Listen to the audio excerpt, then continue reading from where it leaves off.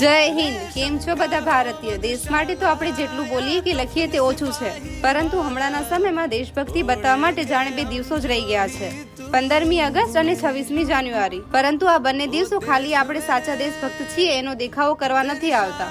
આની પાછળ કેટલા બધા દેશભક્તો શહીદ થયા ત્યારે આ દિવસ આવે છે. કેટલા સૈનિકો પોતાના પરિવારથી દૂર રહી આપણી સુરક્ષા માટે રાત દિવસ એક કરી અને બોર્ડર ઉપર ઉભા રહે છે. આ બધાના બલિદાનના લીધે આપણે આજે સુરક્ષિત છીએ. આ બધા શહીદો અને દેશના હિત માટે લડતા સૈનિકોને થેન્ક યુ કહેવા અને આપણી ભારત માતાને સલામી આપવા માટે આપણે 30 મિનિટ તો આપી જ શકીએ છીએ. હમણાંના સમયમાં માત્ર સોશિયલ મીડિયામાં સ્ટોરી અને સ્ટેટસ રાખી અને દેશભક્તિ બતાવી દે છે અને આજના આ દિવસની છૂટીને હોલિડે સમજી અને બગાડી દે છે. જેથી આજનો આ એક મેસેજ એ બધા લોકો માટે કે આજની આ છૂટીમાં ધ્વજવંદન કરવું કેટલું જરૂરી છે, જો આપણે સાચે જ દેશભક્ત છીએ તો.